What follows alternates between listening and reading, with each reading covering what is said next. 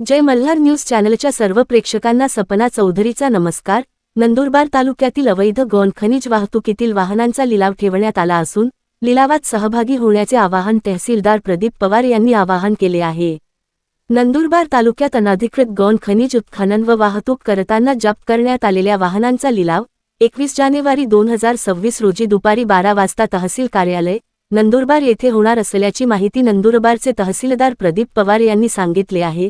लिलावासाठी 3 वाहने उपलब्ध आहेत, ज्यांचे नंदुरबार उपप्रादेशिक परिवहन अधिकारी नंदुरबार यांच्याकडील मूल्यांकनानुसार खालीलप्रमाणे आहे।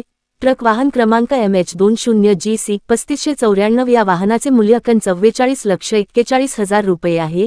JCB वाहन क्रमांक MH41T1540 या वाहनाचे मूल्यांकन 11,50,000 रुपये आहे। डंपर वाहन क्रमांक MH15JC6799 या वाहनाचे मूल्यांकन 45 लाख रुपये आहे। वाहन मालकांना दंडात्मक नोटीस व आदेश देण्यात आले होते, परंतु त्यांनी अद्यापपर्यंत दंडाची रक्कम भरलेली नाही।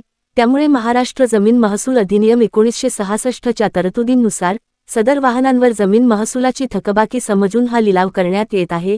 नंदुरबार तालुक्यातील सर्व इच्छुक नागरिकांनी या लिलावात उपस्थित राहावे, असे आवाहन तहसीलदार प्रदीप पवार यांनी केले आहे।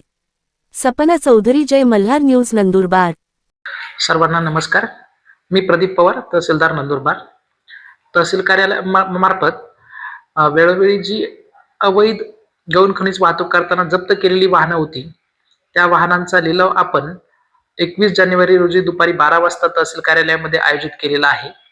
एकूण 3 वाहने आहेत, एक ट्रॅक्टर, एक JCB आणि एक डंपर। तरी मी नंदुरबार तालुक्यातील जास्तीत जास्त नागरिकांना आवाहन करतो की या लिलाव प्रक्रियेमध्ये आपण सर्वांनी उत्स्फूर्तपणे सहभाग घ्यावा आणि लिलाव प्रक्रिया यशस्वीपणे पार पाडावी। धन्यवाद।